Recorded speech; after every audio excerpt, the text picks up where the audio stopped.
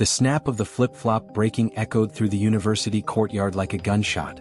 Nancy stopped, staring incredulously at her only pair of sandals, now split in two. There, before the imposing marble staircase of the law school, her calloused feet touched the hot ground, a cruel reminder that there was no turning back. The work of her daughter, Jennifer, clutched tightly to her chest, was her only concern at that moment. "You can't go in like that," the security guard blocked her path, his gaze a mix of firmness and embarrassment. "Please," Nancy begged, "I need to give this to my daughter. It's her final paper." That's when the first laugh cut through the air.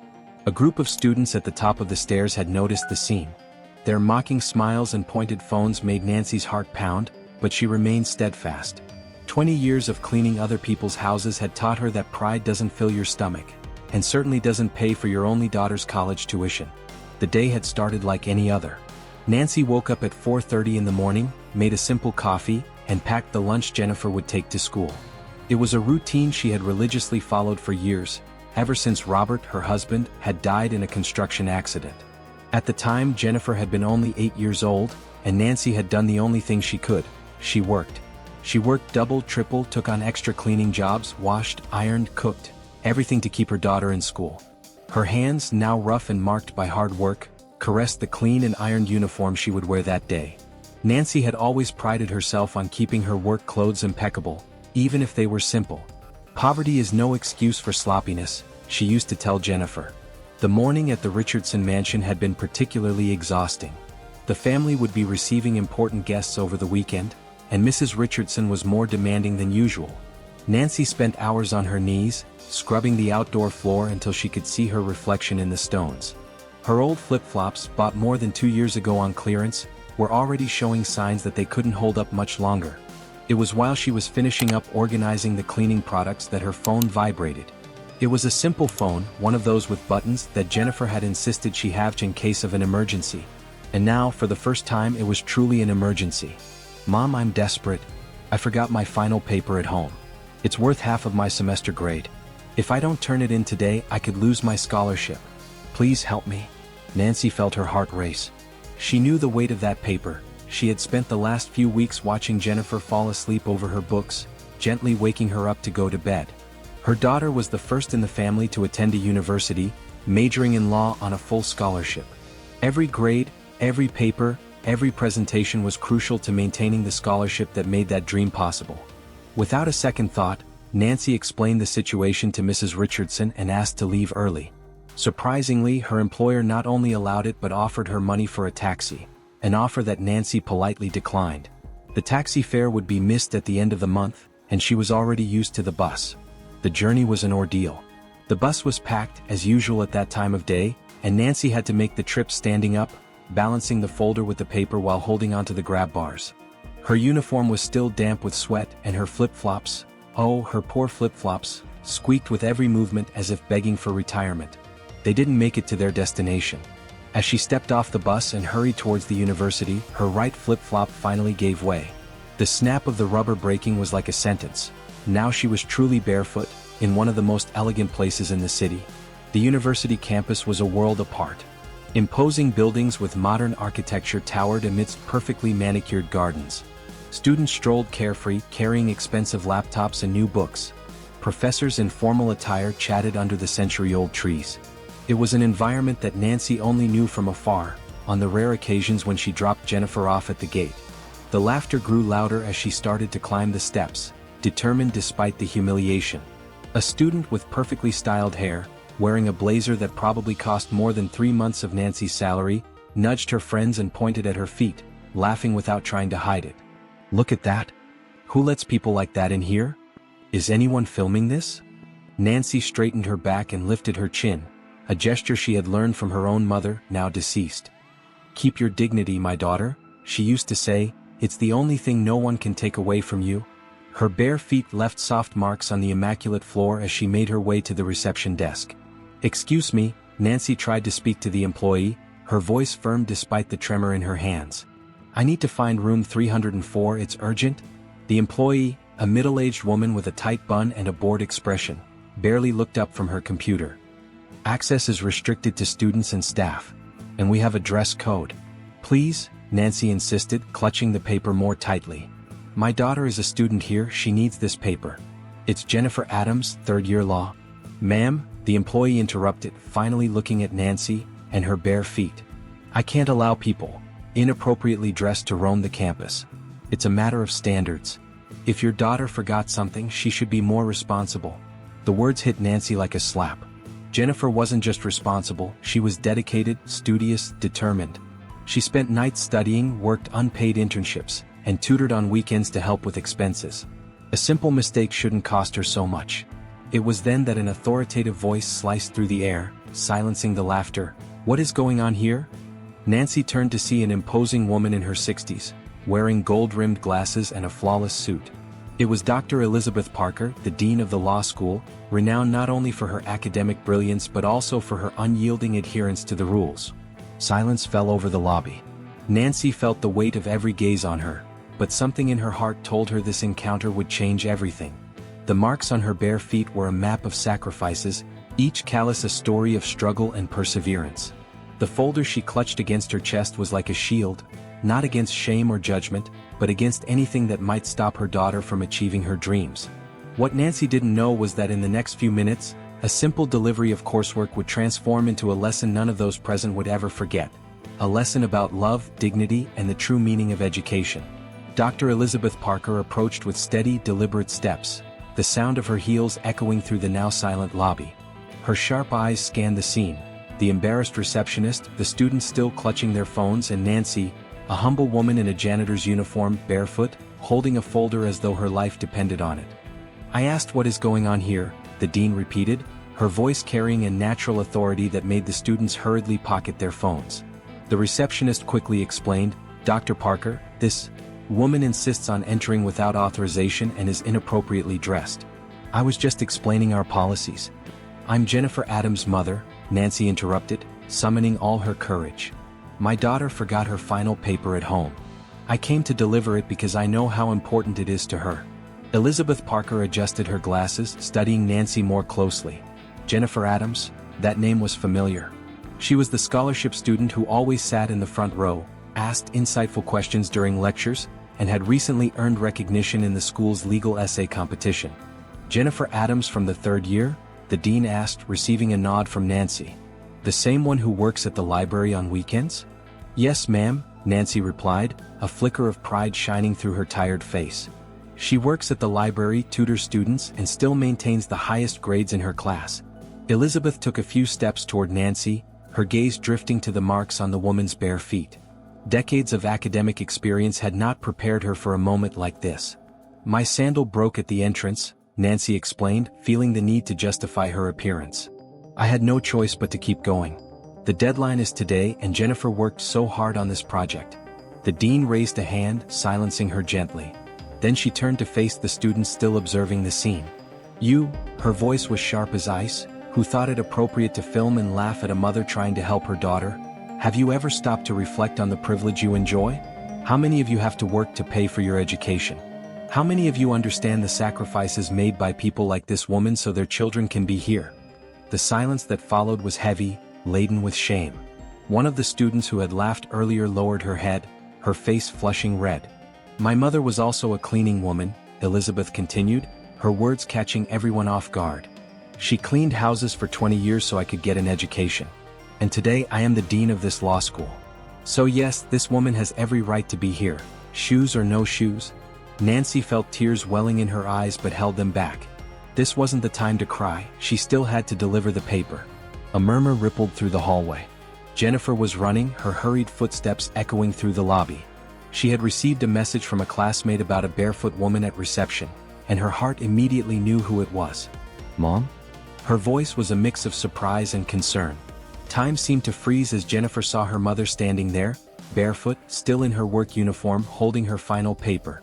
In that moment, every time she had felt ashamed of her mother's simple clothes, every time she had asked her not to walk her to school, every time she had hidden her mother's profession from her peers, all of it felt so small, so insignificant compared to the love and sacrifice standing before her.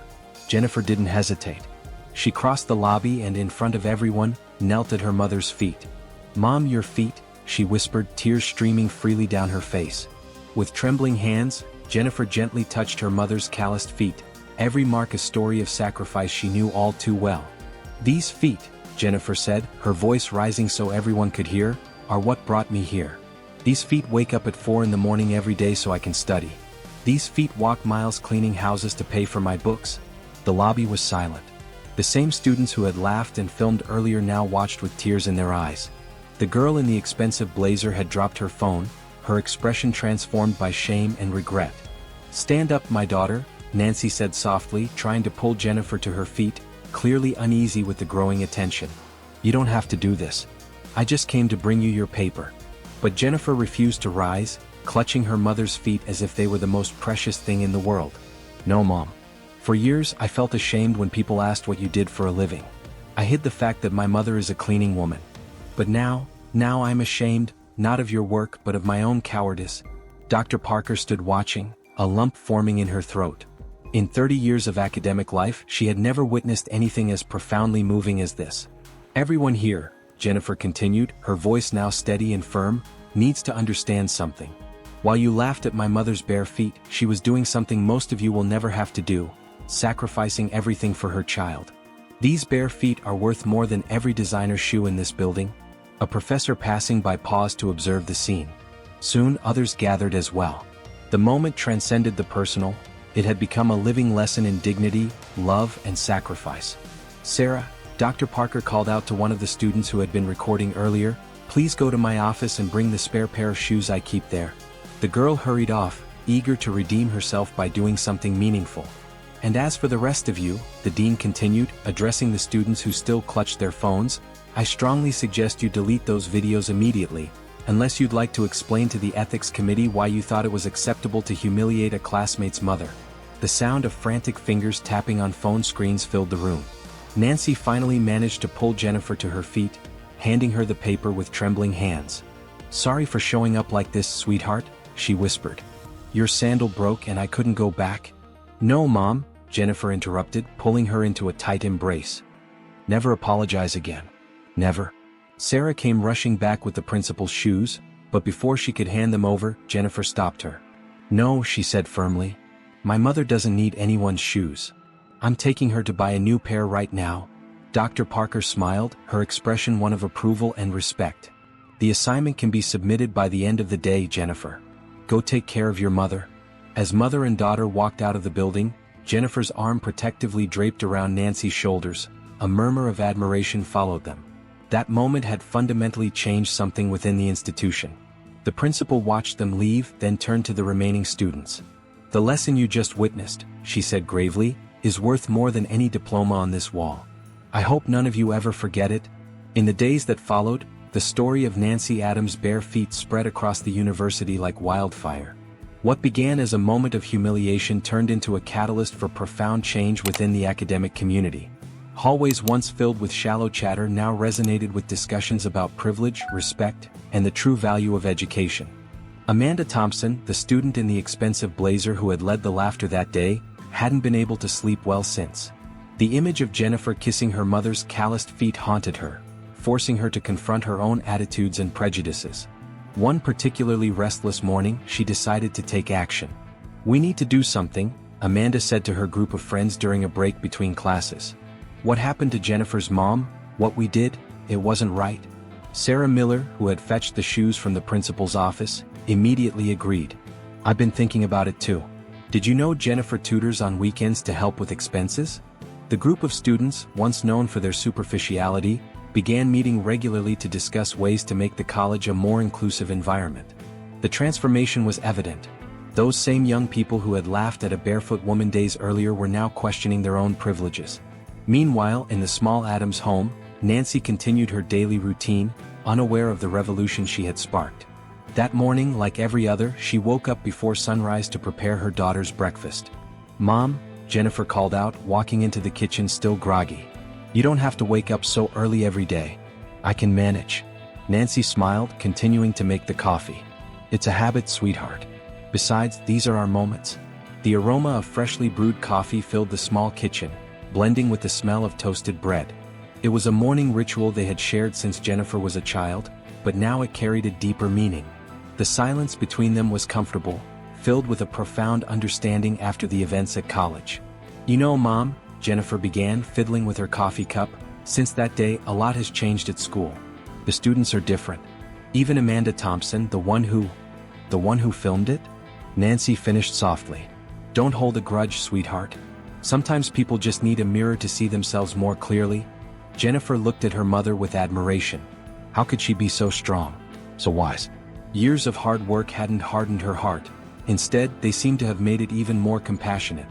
At the college, Dr. Elizabeth Parker was busy implementing changes. After a meeting with the university board, she announced the creation of a new mentorship and support program for scholarship students. The case of Mrs. Adams revealed a reality many prefer to ignore, Dr. Parker declared during the meeting. "We cannot call ourselves an institution of learning if we turn a blind eye to the daily struggles of our students and their families." The program, named the Bridges Project, aimed to create a support network for low-income students and their families. It included assistance for school supplies, psychological counseling, and career guidance.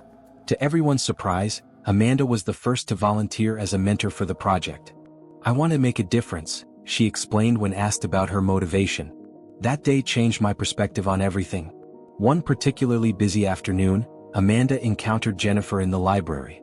The initial awkwardness between them was palpable, but Amanda gathered the courage to approach her.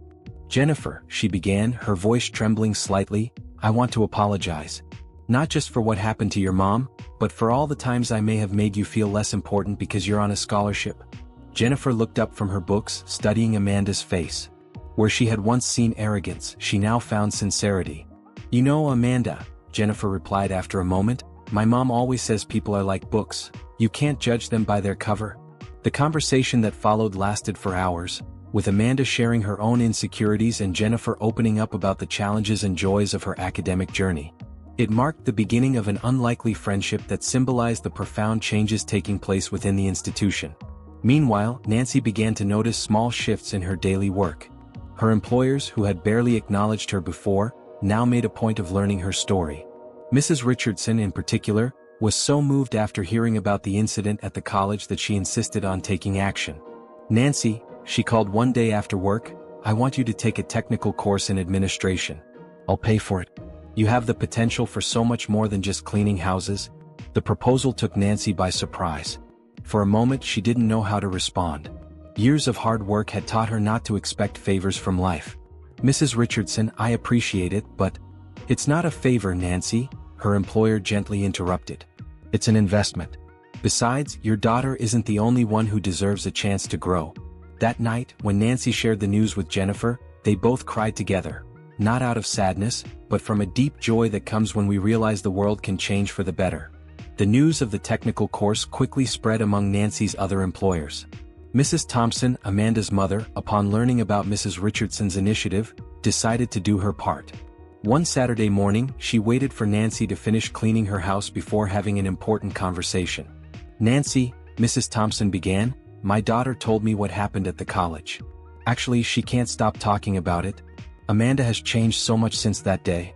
Nancy continued to organize her cleaning supplies, a habit that helped her keep composure in emotional moments. "Your daughter is a good girl, Mrs. Thompson. Sometimes all we need is a little push to see things more clearly." "That's exactly what I want to talk about," Mrs. Thompson continued. "I run an event planning company, and we need someone to manage the cleaning and maintenance team. Once you finish the technical course, I'd like you to consider working with us." The proposal made Nancy stop what she was doing. It was as if the universe itself were conspiring to change her life all at once. "But Mrs. Thompson, I don't have any experience." "Your mother has 20 years of hands-on experience, Nancy," Mrs. Thompson said with a warm smile. "The course will give you the theory, but the practical side? You already master it better than many managers out there." That evening, during dinner, Jennifer noticed something different about her mother.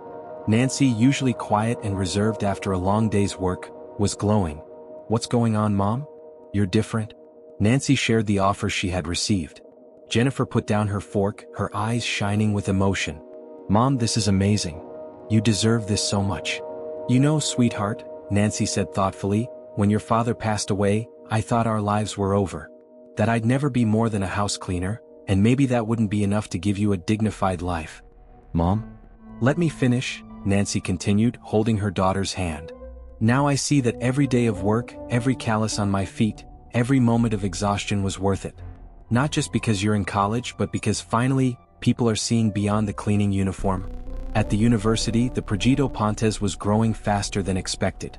Amanda and Jennifer, now working together, organized an event called Invisible Stories, where scholarship students could share their experiences. "We need your mom to come, Jennifer," Amanda insisted during a planning meeting. "She's the inspiration for all of this." The event took place in a packed auditorium. Nancy, sitting in the front row beside Mrs. Richardson and Mrs. Thompson, could hardly believe the transformation. Students from various courses took turns on stage, sharing stories of perseverance, talking about parents who were farmers, mothers who were seamstresses, families who sacrificed everything for their children's education. Dr. Elizabeth Parker, watching from the back of the auditorium, smiled with satisfaction.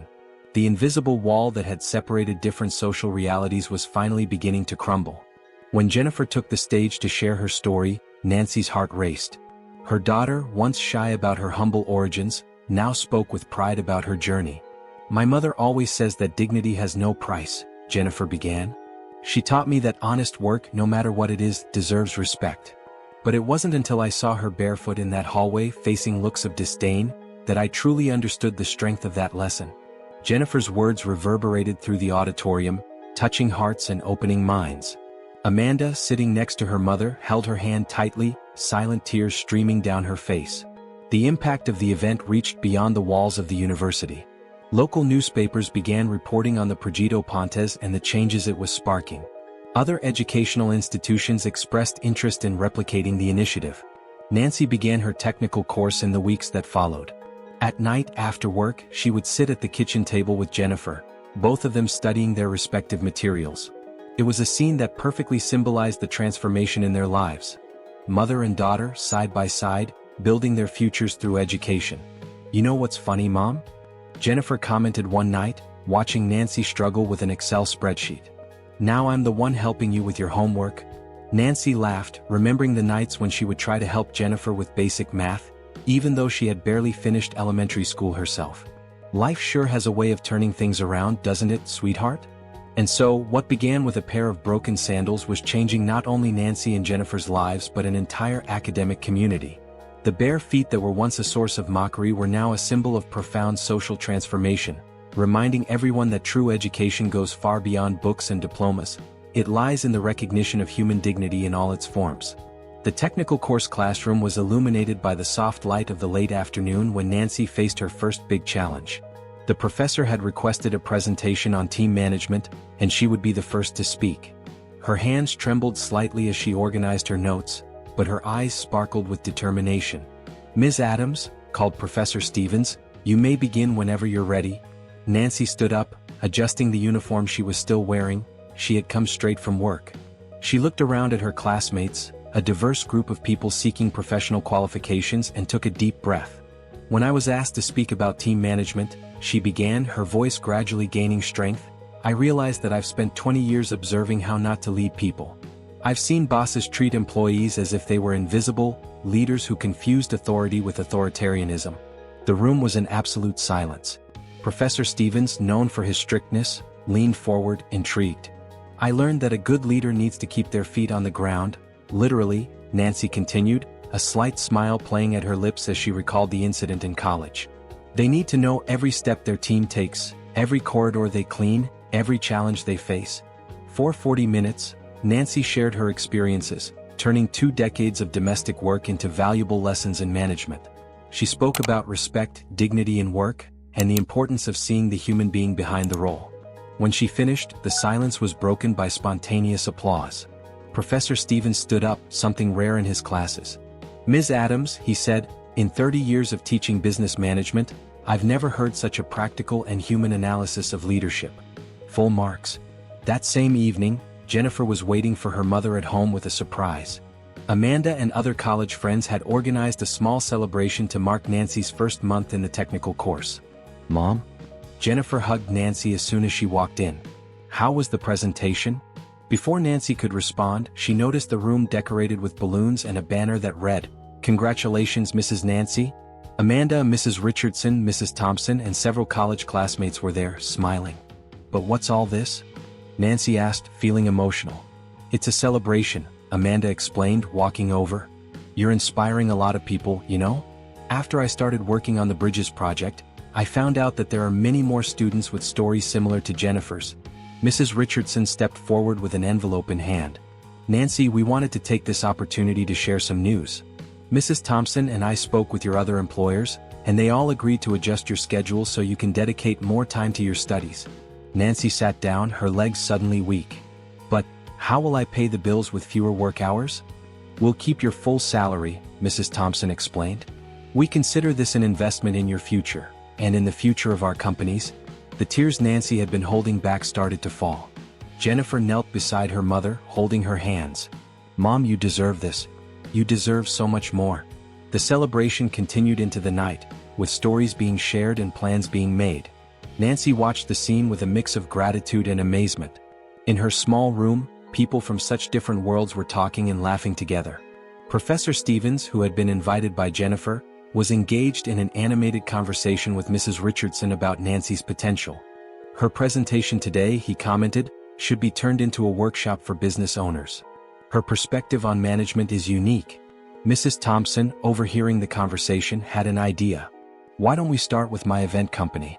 Nancy could develop a training session for our team of supervisors. The following weeks were intense. Nancy divided her time between working in the houses, now with reduced hours, attending technical course classes and developing the workshop. Jennifer helped her with the PowerPoint presentations, while Amanda contributed with her graphic design skills. The first workshop took place on a rainy Thursday. Nancy was nervous but determined. The training room at Thompson's company was filled with supervisors and managers, some visibly skeptical about receiving training from a former janitor. Good morning, Nancy began, her voice firm. Today we'll talk about something I learned the hard way, how to lead with humanity. For 3 hours, she led activities and shared experiences. She spoke about the importance of understanding each employee's reality, creating a respectful work environment, and valuing every role, no matter how simple it seemed. At the end, the participants stood and applauded. One of the oldest managers, known for his inflexible stance, approached her with tears in his eyes. Ms. Adams, he said, I've never thought about my employees this way. You've opened my eyes today. The success of the workshop was immediate. Soon, other companies began requesting the training. Nancy, still working as a janitor but now also as a consultant, watched her life transform in ways she had never imagined. Did you see, Mom? Jennifer commented one night while helping Nancy prepare materials for yet another workshop. Sometimes you have to walk barefoot to find the right path. Nancy smiled, remembering the day that changed their lives. It's true, sweetheart. But you know what's more important? It's not the path itself but who walks beside us. Nancy's words echoed a deep truth. The incident at college had been more than just a moment of humiliation turned into triumph. It was the beginning of a journey that was changing not only their lives but everyone around them. It was a Thursday afternoon when Nancy received the news that would once again alter the course of her story. She was finishing one of her workshops at Thompson's company when her daughter Jennifer burst into the room, breathless, her eyes wide. Mom, Jennifer called, trying to catch her breath, they found him. Nancy's heart stopped for a moment. She didn't need to ask who, it could only be one person who could provoke such a reaction from her daughter. Robert, her husband, whom everyone had believed had died in a construction accident 15 years ago. What do you mean they found him? Nancy asked, her hands trembling as she packed up the workshop materials. Jennifer explained that Dr. Elizabeth Parker, using her legal contacts, had discovered that Robert was alive. He hadn't died in the accident as everyone had thought. He had survived but lost his memory. For all these years he had lived in another city, working as a janitor in a school, unaware of who he truly was. He regained his memory 2 weeks ago, Mom, Jennifer continued, tears streaming down her face. He was in a car accident, hit his head, and everything came back.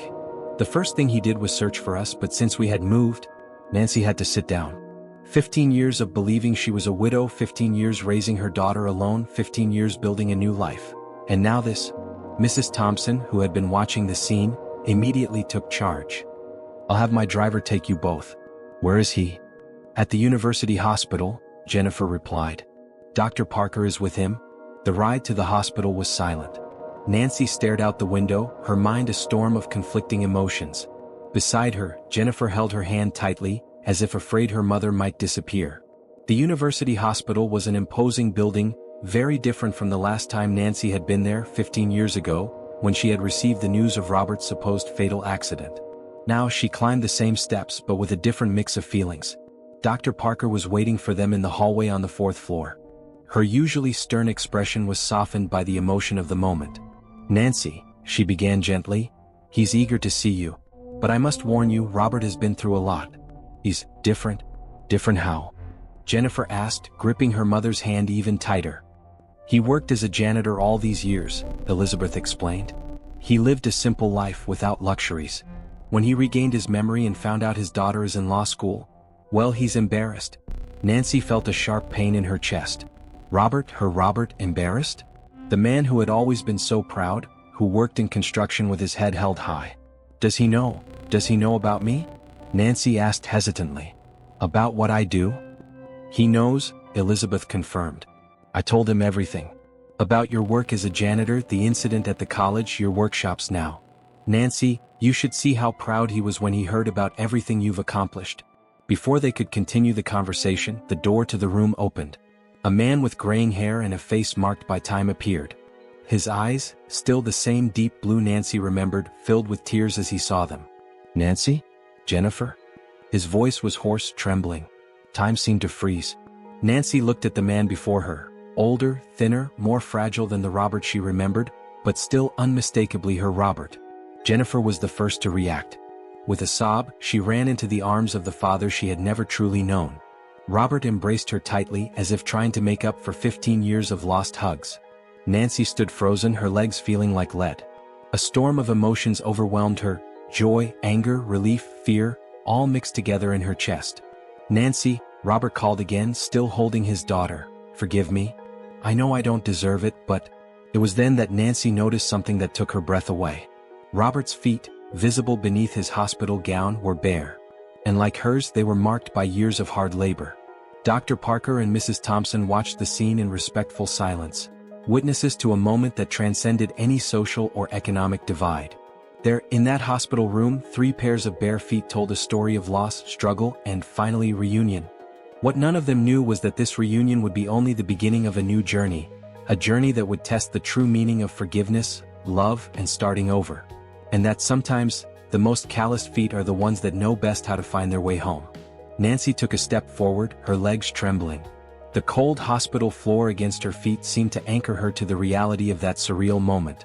15 years, Robert, she finally managed to say, her voice barely containing the emotion. 15 years believing you were dead. 15 years explaining to our daughter why she didn't have a father. Robert lowered his gaze, still holding Jennifer. "I know. Every day of those 15 years is marked right here." He touched his chest. "Even without my memory, I felt something was missing. I knew there were people waiting for me somewhere." Jennifer looked from one to the other, absorbing every detail. Her father's nose just like hers. Her mother's eyes, tearful but firm. It was as if all the pieces of a puzzle were finally starting to fit together. Did you work as a janitor?" Jennifer asked softly. Robert nodded, a sad smile on his lips. "At St. Mary's Public School. Everyone knew me as John, the mute janitor. I barely spoke in the first few years, maybe afraid that words would bring back memories I wasn't ready to face." Dr. Parker noticed the family needed privacy. With a discreet gesture, she led Mrs. Thompson out of the room. Before leaving, however, she turned to Nancy. "We'll be just outside if you need anything." When the door closed, the silence in the room grew thick, heavy with 15 years of unspoken words. Nancy walked to the window, watching the hospital activity below. "You know, Robert," she began, still facing the window, "every day I wondered what it would be like if you were alive. In the first years, I cried every night after Jennifer went to sleep. Then I learned to be strong. I had no choice." "Mom?" Jennifer whispered, her eyes full of tears. "No, sweetheart, I need to say this," Nancy continued, turning to face Robert. "You lost your memory, it wasn't your fault. But me, I had to remember. Remember every day. Remember when I didn't have money to buy school supplies for Jennifer. Remember when I had to start working as a cleaner because it was the only job I could find." Robert gently released Jennifer and took a step toward his wife. "Nancy, when I got my memory back and learned everything you did, all the sacrifice, all the struggle, I've never felt so proud and so ashamed at the same time." "Proud?" Nancy let out a bitter laugh. "Of a janitor?" "Of a warrior," Robert corrected, his voice firm for the first time. Of a woman who raised our daughter alone, who got her into law school, who turned humiliation into inspiration. Nancy, you've done more in these 15 years than I would have in 50. Jennifer watched the scene, her heart torn between the pain of the past and the hope for the future. Dad, she called softly, there's something you need to know. Mom, she's not just a janitor anymore. She gives lectures now, workshops on leadership and management. Robert's eyes sparkled with interest. Workshops. She started after the day she came to bring me an assignment at college, Jennifer explained. Her sandal broke, she was barefoot. People laughed, but our daughter, Nancy interrupted, pride in her voice, knelt down and kissed my feet in front of everyone. She said those were the feet that got her into college. Robert closed his eyes as if the image was too painful to bear. When he opened them again, they were filled with tears. And now, he asked, his voice barely a whisper. Is there room for me in this story? Nancy looked at her husband's bare feet as worn as hers. 15 years of work as a janitor had left their marks, just as her years of cleaning had left theirs. You'll need to earn your place back, she answered honestly. It won't be easy. We've built a life without you, Robert. But maybe we can build a new life with you. Jennifer approached her parents, taking one hand from each of them. We're a family of calloused feet, she said with a small smile. Maybe it's time we learn to walk together again. The moment was interrupted by a soft knock on the door. Dr. Parker peeked her head into the room. Sorry to interrupt, but the doctors need to examine Robert now. Nancy nodded, beginning to pull away, but Robert held her hand. Will you come back? He asked, and for a moment, he seemed like the young Mason she had fallen in love with 2 decades ago. We'll come back, she replied, including Jennifer in the commitment. We have a lot to talk about. As they left the hospital, Nancy felt the weight of the last 15 years on her shoulders, but somehow it felt lighter. Jennifer was exceptionally quiet, processing the magnitude of what had just happened. Mom, she finally spoke as they reached the parking lot, do you think you can forgive him? Nancy stopped, looking up at the evening sky. It's not about forgiving, sweetheart. Your father wasn't to blame for what happened. The question is, can we build something new from here? The answer to that question would be written in the days, weeks, and months to come. For now, mother and daughter walked side by side, their bare feet long, having learned that sometimes the hardest paths are the ones that lead us exactly where we need to be. The days that followed the reunion with Robert were a roller coaster of emotions. Nancy continued with her usual activities, the house cleanings now on a reduced schedule, the workshops at companies, and the technical course classes. But her mind constantly drifted back to that afternoon at the hospital. Robert was discharged a week later, and the question that no one dared to ask hung in the air. Where would he go? The answer came from the least expected person, Amanda Thompson. My family has a small apartment above the garage, she offered during one of the bridge project meetings. It's been empty for years. Mr. Robert could stay there while he gets back on his feet. Jennifer looked at her friend with gratitude. Since the incident with the bare feet, Amanda had practically become part of the family, but this offer exceeded any expectation. We can't accept, Nancy started, but Amanda interrupted her. Yes, you can, Mrs. Nancy. After everything you've taught us about second chances, it would be hypocritical of us not to offer one to your husband. Mrs. Thompson, who was present at the meeting, immediately supported her daughter's idea. The apartment is furnished. Robert can move in right away. And I'm sure we can find a position for him at the company as well. Nancy watched the scene with a lump in her throat. How life had turned around. The same people who had once laughed at her bare feet were now extending their hands to help her family. Robert accepted the offer with humility. The apartment was simple but cozy, with a small living room, a bedroom, and a compact kitchen. In the first few days, he spent hours sitting on the balcony, watching the street's activity, trying to reconnect with the world he had lost. Jennifer began visiting him every day after college. Sometimes she'd bring her law books and study right there while Robert made coffee, a skill he had developed during his years as a janitor. You know, Dad, she commented one afternoon, I always imagined what it would be like to have you around. At school presentations, graduations, the important moments. Robert gripped the coffee cup tightly, as if he needed something tangible to anchor himself. Tell me about those moments, he asked softly. I want to know every detail of your life, even if it's through stories. And so, father and daughter began a ritual. Every afternoon, Jennifer shared a different memory, from her first day of school to the moment she passed the entrance exam. Robert listened to each word with absolute attention, as if trying to build a mental album of all the moments he had missed. Nancy, on the other hand, kept a cautious distance. She visited Robert occasionally, always accompanied by Jennifer, but avoided being alone with him. There was so much to say, so much to process. It was during one of these visits that Robert finally found the courage to make the request he had been rehearsing for weeks. "Nancy," he began hesitantly, "I know I have no right to ask this, but I would like to attend one of your workshops." The request took Nancy by surprise. She had carefully separated her different lives: the janitor, the speaker, the student of the technical course, and now the rediscovered wife. The idea of mixing them terrified her. "Why?" she asked, genuinely curious. "Because I want to know the woman you've become," Robert replied simply.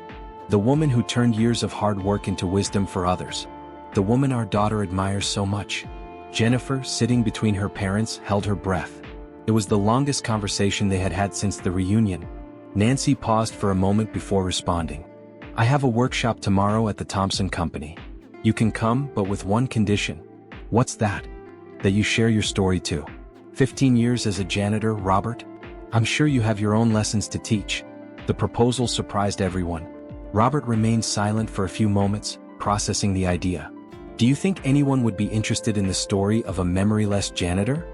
"People were interested in the story of a barefoot cleaner," Nancy replied with a small smile. "Why wouldn't they be interested in the story of a man who, even without his memory, kept his dignity through work?" The next day, the training room at Thompson's company was more crowded than usual. The news that Nancy's resurrected husband would be attending the workshop had spread quickly. Nancy began her presentation as she always did, talking about humanized leadership and the importance of looking beyond appearances. But today there was something different in her voice, a new layer of emotion that hadn't been there before. "Everyone knows my story," she said, looking directly at Robert in the front row. "They know the story of my bare feet in college. But today I'm going to share with you a different story, a story about loss, new beginnings, and the dignity that exists in any honest work." With that, she called Robert to the stage. He climbed up hesitantly, his feet still marked by years of labor, visible through his worn-out shoes. For a moment, husband and wife stood side by side, two warriors marked by life, ready to transform their scars into lessons. What happened in that training room that afternoon would forever change not only their lives but the way everyone present viewed the true meaning of a new beginning and redemption. The chapel at the university glowed under the golden light of the Sunday evening. 6 months had passed since the reunion with Robert, and now the sacred space was filled with people who had come to witness not only a renewal of vows but the celebration of a love that had overcome time, forgetfulness, and adversity. Nancy was in a small room adjacent to the chapel, adjusting the light blue dress that Mrs. Thompson had insisted on gifting her. Her hands trembled slightly as Jennifer pinned a small arrangement of white flowers in her hair. "Are you nervous, Mom?" Jennifer asked, her eyes meeting her mother's through the reflection in the mirror. "It's different from the first time," Nancy replied with a soft smile. "Back then we were young and dreamers, not knowing what life had in store for us. Now we know the weight of life, but we've chosen to carry it together." The past 6 months had been an extraordinary journey. The workshop that Nancy and Robert conducted together had become an unexpected phenomenon. Their parallel stories, her as a cleaner, him as a janitor, touched people in a unique and profound way. Soon, companies and institutions across the state were reaching out to them for lectures and training. Robert, who had initially hesitated to share his experience, discovered that his years of silent observation as a janitor had given him a unique perspective on human relations. Seeing the inner workings of a school from behind the scenes had provided him with valuable insights into hierarchy, respect, and the importance of every role. Dr. Elizabeth Parker, now standing at the door of the small room, smiled with satisfaction. The Bridge Project had expanded to 5 more universities, and the story of Nancy, Robert, and Jennifer was frequently cited as an example of social transformation through education. "It's time," Elizabeth announced softly. Nancy stood up, her silver flats, another gift from the Thompson family, shining under the soft light. Jennifer adjusted her mother's dress one last time and whispered, "Go on, Mom. Show them what true love is." The Bridge Project choir, made up entirely of scholarship students, began to sing a soft melody. The chapel doors opened, revealing the center aisle decorated with white flowers and silver ribbons. Robert stood at the altar, wearing a simple yet elegant suit, his blue eyes shining with a mixture of love and gratitude. As Nancy began her walk, a murmur of admiration swept through the chapel. It wasn't just her outward beauty that impressed, but the aura of dignity and strength she radiated. Jennifer followed closely behind, carrying a special album documenting the family's journey, from old photos to newspaper clippings about the incident at college and images from the workshops. When she reached the altar, Nancy noticed something that made her heart stop for a moment. Robert was barefoot. Without hesitation, she removed her silver flats, a gesture that made everyone present hold their breath. Professor Stevens, who would lead the ceremony, smiled with approval. 15 years ago, Robert began his speech, his voice thick with emotion. I lost more than just my memories. I lost the chance to see our daughter grow, to support my wife, to be the man my family deserved. But God, in His infinite wisdom, gave me a second chance. And this time, I promise that every step we take, we will take together. Nancy, holding her husband's hands, replied, for 15 years, I carried the weight of loneliness and responsibility. But each step, each callous, each difficult moment brought me here. I wouldn't change anything in our story, Robert, because it's what made us who we are today. Jennifer, now standing next to her parents, opened the photo album. When I was little, she said to the guests, I used to ask my mom why we didn't have pictures of my dad. Today I understand that some stories can't be captured in photographs. They need to be lived, felt, and sometimes rebuilt. Mrs. Richardson and Mrs. Thompson, sitting in the front row, couldn't hold back their tears. Amanda, beside them, smiled through her own tears, remembering how her own transformation had started with a pair of barefoot steps. After the exchange of rings and the renewal of vows, the celebration continued in the main hall of the university, transformed by Amanda's team into a space that blended elegance and simplicity. The tables were decorated with small arrangements of white flowers, and at each center, a miniature pair of golden slippers served as a memento for the guests. During the celebration, a series of special announcements surprised everyone. First, Dr. Parker revealed the creation of the Barefoot Scholarship, aimed at the children of cleaning and maintenance workers. Next, Mrs. Thompson announced the New Steps program, an initiative from her company for the professional training of people in vulnerable situations. Nancy and Robert have taught us, she said, that life experiences are just as valuable as diplomas. In one corner of the hall, a mural displayed hundreds of messages, from cleaning staff, scholarship students, business owners, and teachers, all impacted by the family's story. Professor Stevens, observing the messages, remarked to Elizabeth, in 30 years of teaching, I've never seen a story transform an institution this much. The night went on, but no one seemed ready to leave. Nancy and Robert danced barefoot in the center of the hall, while Mrs. Richardson presented a surprise documentary about the family's recent months. The footage showed the workshops, moments of study between father and daughter, laughter and tears of reconciliation. This is not just a story of romantic love, the video narrated. It is a story about love that transforms, turning cleaning ladies into teachers, custodians into mentors, students into agents of change. When the lights came up, Nancy, Robert, and Jennifer were embracing in the center of the hall, their bare feet touching the same floor, a perfect circle of love and redemption. And now, someone asked, what comes next? Nancy smiled, looking at her gathered family. Now we walk together, she answered. And we help others find their own paths. The celebration continued into the night, not just as a renewal of love, but as a milestone of social transformation. And as the stars shone over the city, a new story began to be written, not one of barefoot journeys and solitary paths, but of shared steps and expanded horizons. And you, who have accompanied this journey with us, what marks do you intend to leave on your path? Don't forget to share your thoughts in the comments if you enjoyed this story and want more intense tales like this one. Make sure to give a like and subscribe to the Life Stories channel. It helps our channel grow and allows us to bring you more exciting adventures. Until the next story.